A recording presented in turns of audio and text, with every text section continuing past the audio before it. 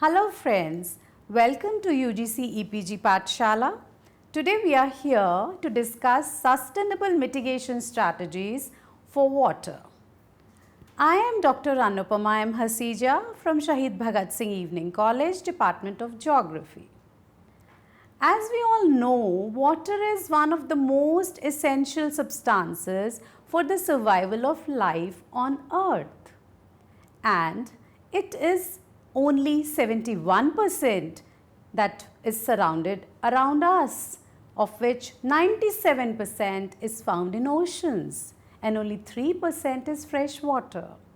Moreover, two-thirds of the fresh water is locked in the form of ice at the poles and in the glaciers. Thus, basically only 1% of consumable fresh water is available in the lakes, rivers, groundwater and atmosphere. However, the rising demand of water due to growing population, intensive farming and higher standards of living is putting available 1% of water at the risk of scarcity. Shortage of water is a recognized global problem, with the demand of water expected to exceed by 40% to the supply, forcing half of the world's population to live in water stress region by 2030. Climate change is worsening the situation, with many areas experiencing prolonged droughts and some areas getting flooded, with heavy rainfall without adequately recharging the groundwater. According to SIVI, that is Stockholm International Water Institute, nearly 1/5 of the world's total population lives in physical water scarcity. Now, what is water scarcity? Water scarcity is declared when the demand of all sectors, including industry, agriculture, domestic and even environment, cannot be met satisfactorily in terms of quantity or quality, or both, by the available institutional arrangement of water. Water scarcity regions are identified as areas where water resource scarcity has exceeded or about to exceed the sustainable level for consumption and economic development. The projected gap of 40% between demand and supply of water by 2030 makes it indispensable to conserve water for future generations. What are the impediments to sustainable management of water resource?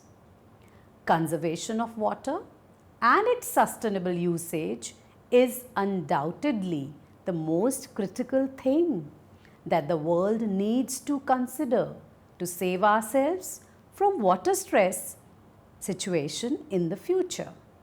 However, sustainable management of water is not an easy task. With ever increasing population, changing climatic pattern, growing economic development and varied distribution of water resources. In fact, economic growth, higher living standards, rapid urbanization and excessive demand by growing population have put extra pressure on the already burdened water resource. In addition, pollution and wastage of water makes it even tougher to develop sustainable water management practices. Hence, most decisions on sustainable mitigation strategies for water nationally or internationally are mainly driven by short-term political, social and economic requirements and considerations, neglecting the long-term impacts. Ideally, the sustainable management plan for water resource should include the combination of best prevailing practices with innovative scientific developments. The decision makers need to look beyond the present need and develop long-term integrated approach by considering the recommendation of the scientific committees to deal with the water management challenges. All sections of society need to realize that current water-related hardships cannot be addressed by short-term measures. Everyone needs to work together to solve the impending crisis of water scarcity. More funds and technical upgradation is required to collect water-related actual information and data, and accordingly new schemes and strategies can be worked out for a better future. Now, natural water resource, what is its status? To understand the status of water resources globally and set water mitigation strategies and policies, we need to appreciate the roles of different components of water cycle, that are evaporation, precipitation and condensation. Each part of the hydrological cycle has a specific role in varied distribution of water resources. Precipitation in all forms replenishes various sources of water on the earth. For instance, rainwater directly replenishes rivers, lakes, underground aquifers, seas and oceans, and melting snow or glaciers create seasonal streams. Evaporation provides water vapor into the atmosphere, which plays significant role in regulating the climatic pattern of a region. Agricultural development, economic growth, vibrant ecosystems and biodiversity are supported by water resources. Thus, a wide-ranging global assessment is required to plan water management strategies or policies. With the current technological know-how, scientists can provide short-term solutions to control surface runoff in water-stressed regions. However, prediction of climate changes and its effect on water resource for a time that is long is still a challenge. Rainwater harvesting, recharging of groundwater aquifers by excess surface water runoff are some measures that can be taken to ease the impact of climatic variance on water resources, such as during wet periods or monsoon season, rainwater can be stored in a variety of ways. Aquifers could be recharged by letting surface runoff reach underground to meet the demand during the dry periods. However, the major obstacle in maintaining water resources is that not enough data is available, especially in developing countries of Africa and Asia, where water monitoring systems are not fully developed. Even monitoring water quality is not an easy task in the developing countries. With lack of proper technology, thus human health is at high risk in these countries. Despite international attention and scientific intervention, collection and compiling of data on pollution level of water is still at a nascent stage. Now let's come to the effects. What are the effects of this water scarcity? Substandard water quality and irregular supply of water are major obstacles to economic development of a region and can have adverse impacts on living standards and health of its people. Moreover, interference and changes on Earth's landscape by humans disrupt the flow of natural water cycle and functioning of the ecosystem, which makes it more difficult to predict the effects of climate change on water resources. We understand the difficulties to estimate impact of climate changes on water resources at global level due to inadequate data on water resources. However, analyzing the impacts on water quality and quantity due to excessive pollution, excessive wastages and surface water removal can now be done at local level with current technical knowledge. In the developing countries, a apart from technological advancement and innovation, adequate funding is required to reduce impact on water quantity and quality. In general, water management programs need to emerge with emphasis on sustainable practices to save the water resource for a happy tomorrow. In recent years, due to public awareness and government initiative, steps have been taken to reduce wastewater as a part of conservative strategy, but still more efficiency is required in water conservation. Saving water by demand reduction and less wastage helps in reducing the cost factor involved in water treatment plants and infrastructural development for increasing water supply and thus brings economic benefits. Conservation of water by reducing its demand should be accepted wholeheartedly and made an important part of contemporary water management. Its benefits should be promoted and people, societies and institutes should be educated about the same for effective application.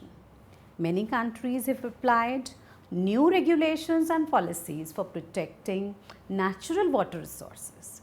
Several nations are implementing newer technical practices and local customary approaches to protect the available stock of water resources as a part of effective water management initiative. Now let's come to the benefits. According to UNESCO IHE, which stands for Institute for Hydraulic Engineering, water resource assessments, that is WRA, aims to measure quantity and quality of the water in the system, including data collection, data validation and water accounting techniques using both ground and remote sensing. Periodic WRA is carried out on all basins and groundwater in a nation or a region bring environmental, social and economic benefits. Water resource assessment is done using contemporary approaches. Age-old hydraulic methods are not allowed. For collection of actual data on water resources for WRAs, water cycle component data is required, without which the evaluation report will be unreliable. WRAs should incorporate well-drafted demand report of users in terms of quality and quantity, accurate data on consumption, approximate data on volumes of environmental flow to maintain ecosystems, identification of both the point and non-point sources of contamination of water and the quality of water used by consumers. WRA's report should look for new technologies to increase the natural water resources to meet growing demand of the same. A detailed WRA must consider economic and social factors along with the need of biodiversity and ecosystems. Climatic changes can bring in more erratic weather conditions such as varied distribution of precipitation, which will lead to lesser crop yield while putting more than 1 billion people at risk of water scarcity. Thus, understanding the water cycle is very important to be able to handle all kinds of climatic challenges. Saving water and reduction on demand are measures in water stress regions to overcome the problem. Water demand management approach is crucial for effective management of water. Unlike the earlier methods of supplying all existing water, WDM offers incentives for efficient and sustainable usages of water. It focuses on water saving measures by raising people's awareness about scarcity of fresh water on the earth. Unfortunately, the conservation measures are restricted only to water stress regions and have not been applied in areas with more water abundance. On the environment front, water conservation methods supports the division of extra volumes of water to cultivate ecosystems, maintain ecological balance and also reduce the level of loads of pollution in rivers, groundwater and lakes, and thus protects the fresh water. WDM applies varied strategies, supports sustainable water management by saving the water from getting polluted, by reducing the wastage of water at infrastructural and consumers' end, by judicial distribution of water, and by putting a price mechanism in place as per water usages. Water conservation methods need to be stringent in case of wastage due to leakages. Most of the time, water is distributed through degraded, rusted pipes that leads to leakages and undelivery.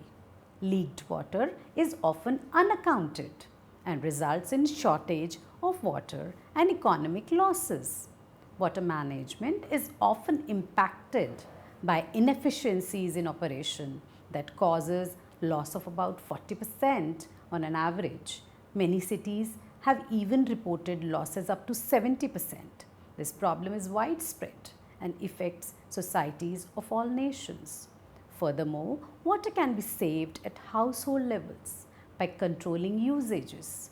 Public awareness about water conservation benefits have motivated people world over to reduce water wastages, and reduction in 40% of demand has been noted. These observations explain most of the water that is supplied may not be necessarily be required. By controlling demands and wastages, volumes of available natural water resource can be maintained. Thus, these aspects should be considered while setting strategies. The 1992 UN conference at Rio de Janeiro focused on environment and sustainable development. Since then, in most of the UN conferences, water resource scarcity and its sustainable management has been discussed. The International Decade for Action, Water for Life 2005 to 2015 was a decade dedicated to programs and projects for sustainable development of water resource globally. Post-Dublin Conference, water was recognized as economic good for its proper conservation and equitable usage. These days, water resource is considered in the broader spectrum of social parity, ecosystem balance, and economics. The contemporary WRA process can be used to maintain balance among all these. Water resource assessments are done to analyze the availability of water resource and potential demand of the users. WRA requires data collected from different components of hydrological cycle along with the other information. However, the challenge is to get accurate hydrological data as various factors determine the precision of data, including presence of various gauging stations within a region, time given in collection of data, continuity of observations, data processing, and quality. The parameters that are considered in a WRA are precipitation level, evaporation, moisture in the atmosphere, soil, depth of groundwater aquifers and river waters, distribution of water, quality of water, and data on contamination of water on a constant basis. However, since mid-1980s, the reliability and availability of data has witnessed a sharp decline, especially in Africa and Eastern Europe. But situation more or less similar even in the present century. Availability of funds has declined for development of national network and still falling.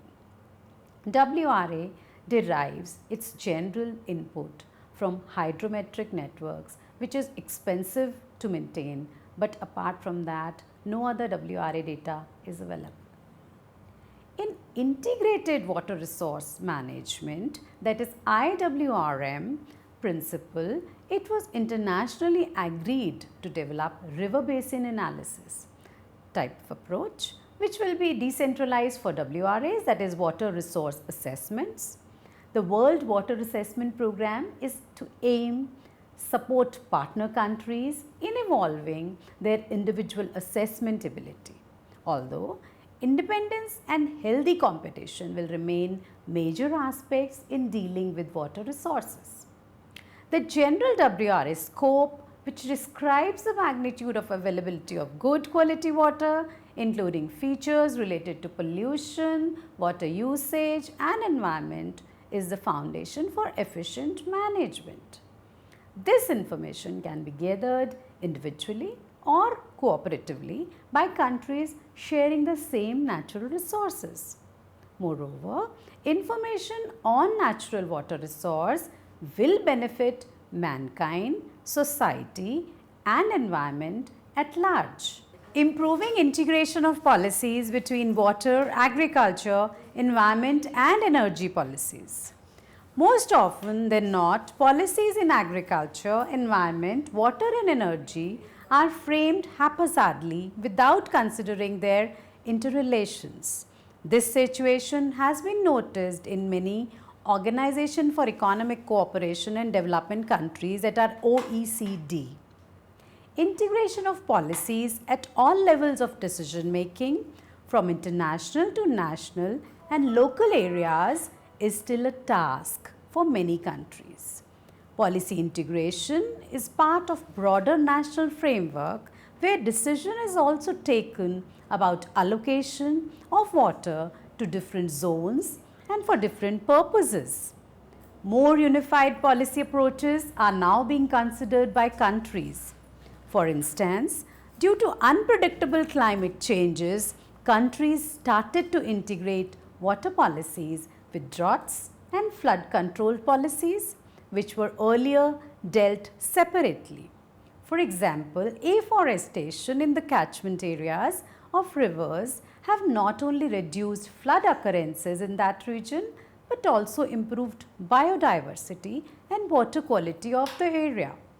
In many OECD countries, the policies related to agriculture and environment provides both motivations and discouragement towards water management. For instance, giving market price for livestock and crop production motivates farmers to increase agricultural production. However, lowering water cost and giving subsidies for irrigation and energy infrastructure as support for farming might lead to rise in misuse of water, water pollution and environmental damages, hence offset the farmers' incentives.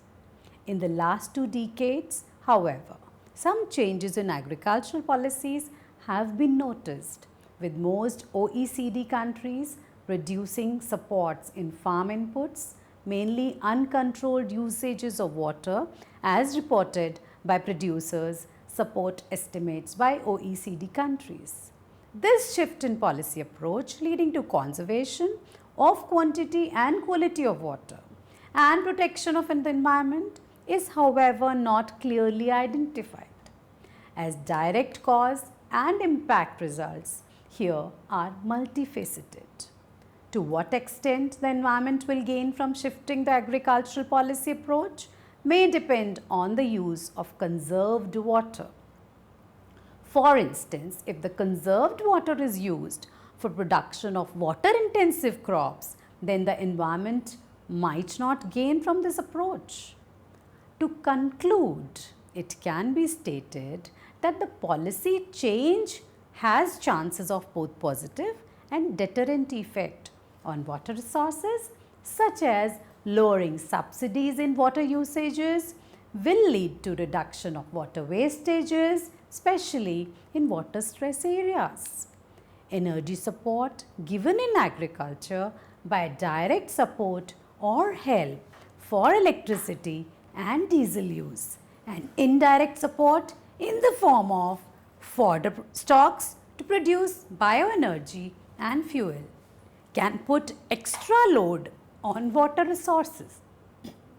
Also, subsidies given on pumping expenses for agricultural benefits in some nations have put extra burden on groundwater withdrawal.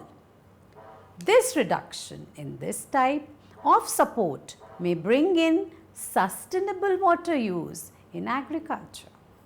The impact on water quantity for providing fodder support to produce bioenergy and fuel, however, is yet to be determined. Detailed analysis suggests that the water quantity required for generation of each unit of energy from fodder stocks at different locations may vary. Thus, identifying economic and environmental impact of agro-environmental support on natural water resources is difficult. Now, mitigation strategies for the threat of water shortages. Sustainable usages of water are important for water scarce as well as surplus regions. However, these countries which face acute stress of water need to follow water management more rigorously to mitigate the risk of water scarcity. Water scarcity impact is not only restricted to demand of this resource but also widely impacts the environment and food security. Many countries in the world already face extreme water shortage and some are even importing water. However, unlike natural disasters like flood, earthquake, cyclone, etc., water scarcity does not always get immediate response from governing authorities. Thus, water risk mitigation strategies to avoid water stress are all the more important to be practiced. Water scarcity might not impact or damage buildings and other structures, but its impact can stretch for a longer period of time. Water scarcity, apart from impacting domestic, commercial and agricultural sectors, majorly affects the environmental balance. Water resource mitigation plan needs to emphasize on sustainability, wherein water deficiency risk mitigation should be done in accordance with the other physical and natural resources. Following are some of the mitigation strategies for precarious water deficient situations which can be followed globally as per requirement. Number 1. Avoid tapping groundwater resource unless very critical situation. Water desalination should be done to get fresh water from ocean and seawater. Rainwater harvesting should be done as water is too precious to be wasted. Controlling pollution, especially water pollution at all levels, is very important. Wastewater should be treated and water resource should be reused wherever possible. Water footprint needs to be measured to assess the amount of fresh water required to produce goods. Water footprint yardsticks for crop production that will reflect justifiable water usage per production needs to be developed, and effective crop management and irrigation techniques need to be worked upon to achieve those sustainable water footprint yardsticks. Water should be judiciously allocated, priority should be given to domestic users, and remaining water should be utilized for production of crops and other products which requires lower amount of water. Educate people about reducing wastage, reusing water and sustainable consumption pattern of water. Apart from the above mentioned strategies which can be followed to mitigate threats of extreme water shortages, countries can develop their own national water policies and management plans to secure their valuable resource. Developing water management plans.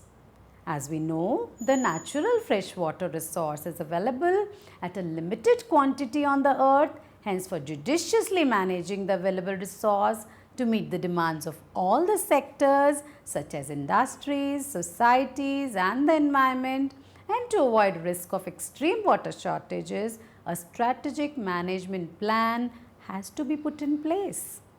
However, to outline a comprehensive approach which will support environment, social and economic sectors as well as endorse sustainable usage of water resource, policymakers need to have options of different management tools including public awareness, advocacy, instrumental designs and economic tools for consideration. Moreover, prior attention to the weaker section of the society should be given to make sure they benefit from the management strategies. Though defining management strategies keeping in mind benefits for all sectors at one attempt will have its share of constraints. But there are areas where intersectoral strategies or policies can be worked upon, such as increase public awareness through education and identify the needs of specific sectors of the society, such as women and weaker sections, at all levels from local, regional to national and international level. Secondly, build capability by supporting participatory structures, cultivating water management skills and encouraging community ownership. Also, encouraging private industries to support governmental sectors in water resource management plans will benefit all.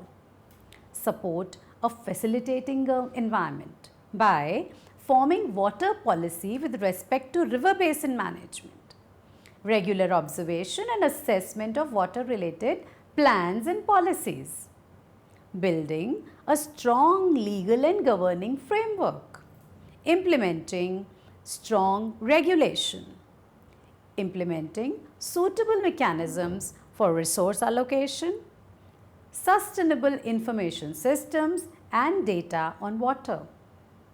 All these steps, along with other nationally significant strategies, can be considered by the governments of various countries globally to support sustainable water management and reduce the risk of water scarcity worldwide. Thank you.